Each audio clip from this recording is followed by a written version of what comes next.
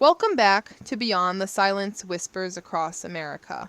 I'm Sammy, and tonight we're heading back to Paulding, Ohio, a place I always picture as one of those postcard towns where just about everybody knows everybody. In 1960, Paulding wasn't just small, it was insulated. It was a place where doors were left unlocked, neighborly trust was absolute, and a child could walk 3 blocks home from the picture show after dark without a second thought. This insulation wasn't just physical, it was psychological. The residents believed they were immune to the violence that plagued larger cities. Quiet streets, kids riding their bikes to the local theater. Community life centered on the church and the town square. And honestly, we often forget how rare a true, inexplicable tragedy felt in places like that. The innocence of a whole community was about to be obliterated. At the heart of this story is Nancy Eagleson. She was the oldest child in the Eagleson family, 14 years old, a middle schooler at Paulding Junior High, and truly full of life. Nancy loved helping out at school and church, was a popular member of her class, and she had this handwritten joke book, a simple, youthful artifact that now feels impossibly poignant. Her parents, Don and Betty, both worked hard. Don was a local auto mechanic, and Betty was an active homemaker, creating a stable, loving environment. I remember my first local tragedy. I saw how people locked their doors for the first time, how a dark cloud would settle over the friendliest streets. That's what happened in Paulding after November 13th, 1960. That feeling of absolute safety vanished overnight, replaced by the crushing realization that evil wasn't just something you saw in the movies, it could be waiting on your very own street corner. The lights on the square seemed dimmer, and every unfamiliar car became a source of immediate terror. Sunday morning, November the 13th, the Eaglesons went to the First Christian Church, following their fixed weekly routine. After lunch, Nancy, full of the excitement only a young teenager can possess, and her 5-year-old sister Cheryl set off. They were headed to see a double feature, likely The Crowded Sky and College Confidential, at the local Paradise Theater, just a few blocks from their home on Jackson Street. But there's this detail I can't ever shake, one that highlights Nancy's transition from girlhood to young womanhood. Nancy was wearing her very first pair of high heels that day. She'd begged her mom, Betty, for months, perhaps saving her own allowance, to finally make that purchase, just so she could feel a little more grown up, a little more independent. Those new heels, intended as a marker of burgeoning adulthood and a personal step toward her future, instead became the final, heart-wrenching accessory in the crime. They represented the life she was reaching for, a life that would never progress beyond that single, tragic Sunday. When the movie let out, it was getting dark around 5:30 p.m., but there was still that little time where the familiar streets felt safe. The girls stopped for a soda at the Fountain Cafe, just blocks from home. Nothing seemed out of the ordinary, except maybe this. Nancy told a friend the day it was her unlucky day, because they'd missed their ride earlier and had to walk. In hindsight, that small throwaway comment just hits different. The walk home should have been a simple 10 minutes. It was a route Nancy had taken countless times. A path of total familiarity, where the only danger was tripping over a crack in the pavement. But once they crossed over the iron bridge on Jackson Street, which spanned the murky Auglaize River, the girls noticed a car on their tail, a dark sedan, described by Cheryl as being big, old, and shiny. Near the intersection of Jackson and 3rd Street, the car pulled up alongside them. The driver, a white man, wearing what Cheryl distinctly recalled as church clothes, a dark overcoat, dark horn-rimmed glasses, and a fedora, offered them a ride. The driver's calculated choice of attire was a terrifying psychological tool, meant to project an immediate sense of trustworthiness, respectability, or even professional authority.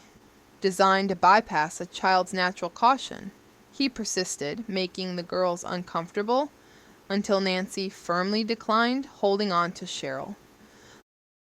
The car zipped ahead, turned the corner, and then menacingly came back for a second crucial pass, eliminating any pretense of neighborly kindness. This time, the driver didn't bother with conversation. He got out of the car with frightening speed, moved toward them, grabbed Nancy violently by the arm, shoved the tiny 5-year-old Cheryl aside, and forced Nancy into the back seat of the sedan. Cheryl, just 5 years old, tried to fight back, desperately clinging to her big sister's coat, and was knocked hard to the ground. The force of the abduction was brutal and swift, suggesting someone who knew exactly what they were doing and was prepared to use overwhelming physical control, ensuring no struggle could be sustained.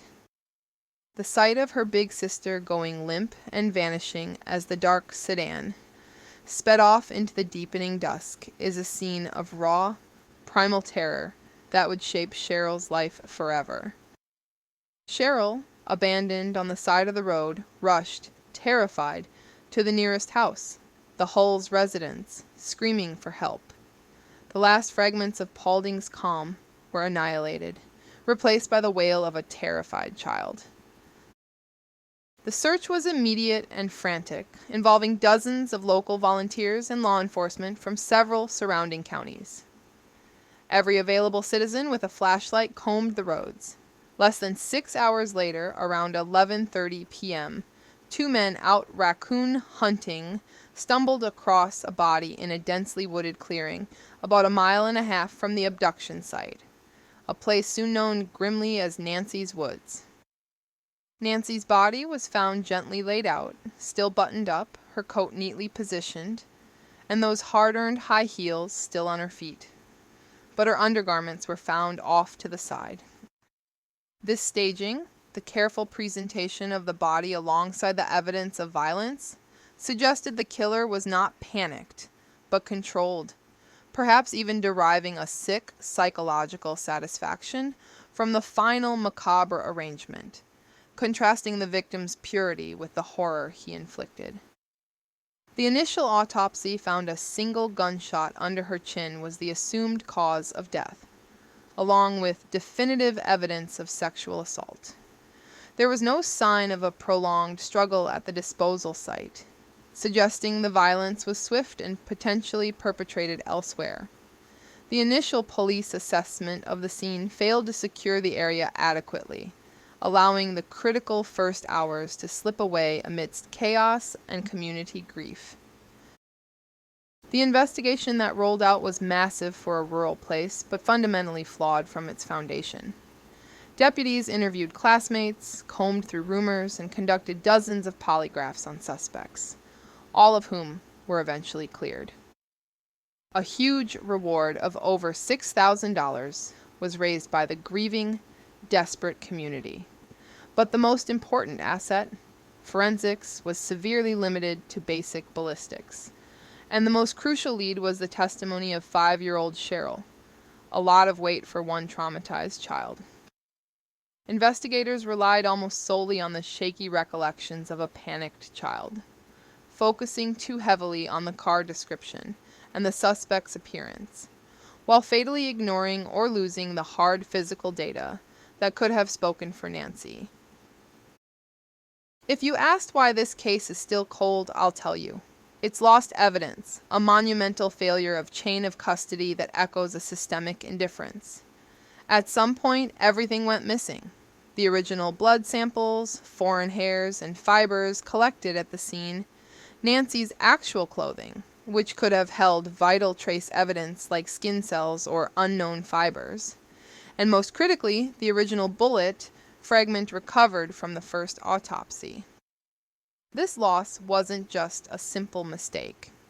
It was a systematic eradication of the physical proof that could have solved the case decades later, using modern DNA and ballistic technology. The disappearance of the bullet rendered any potential match with a recovered firearm impossible. When evidence disappears in such a comprehensive manner, justice isn't just delayed, it's actively denied. In Paulding, the immediate fear and sorrow curdled into a corrosive suspicion that law enforcement might have been covering for someone local and powerful. A dark theory that took root and never truly left. This brings us to a name that comes up again and again. Clair Bud. Paulus. In the late 50s and 60s, he was a deputy in Paulding, working for the very department investigating the murder. Decades later, people came forward alleging that Paulus, who wore glasses and drove a dark-colored car, matching some elements of Cheryl's description, abused them when they were children. Their accounts felt eerily similar to Nancy's case, including the alleged use of his official position to lure victims.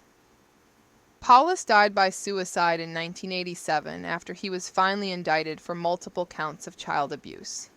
The timing and nature of his death, combined with the subsequent allegations, provided a chilling, albeit circumstantial, shadow over the entire original investigation. As a deputy, Paulus would have had the means, access, and procedural knowledge to know what evidence was critical and, more worryingly, how to make it disappear, aligning precisely with the monumental chain of custody failures. Records concerning Paulus are sparse, and some are missing, feeding the persistent, unsettling theory that he was never fully investigated for Nancy's murder, or that his colleagues actively protected him due to his affiliation with the sheriff's department. Fast forward to recent years, Nancy's family made a major, final move for the truth. In 2022, after years of persistence, they successfully petitioned to have her remains exhumed. This was a direct acknowledgement that the initial 1960 investigation was tragically and fundamentally inadequate.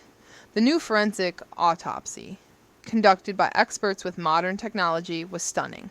It overturned the single most fundamental fact of the crime. It turns out Nancy was shot twice with a .22 caliber weapon, once under the chin and fatally a second time in the right eye. This finding fundamentally altered the understanding of the crime, changing it from a single, desperate act to a more prolonged, targeted execution that speaks to greater malice and intent. The family was forced to absorb a second wave of trauma learning this new, brutal truth.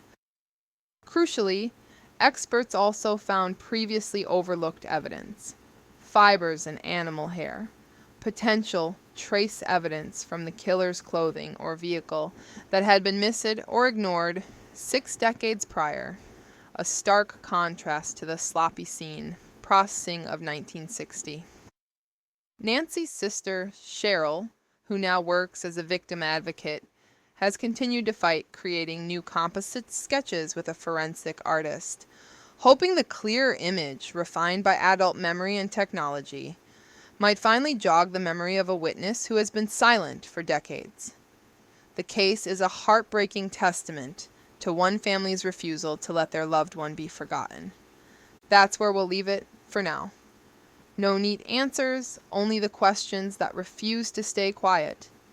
I'm Sammy, and I'll keep telling these stories because someone out there knows something. And for people like Nancy, silence should never be the end. If a detail stood out to you, don't let it go. Share it, question it, talk about it.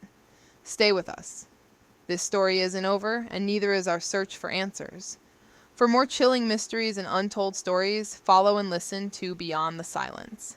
Whispers across America on all major podcast platforms.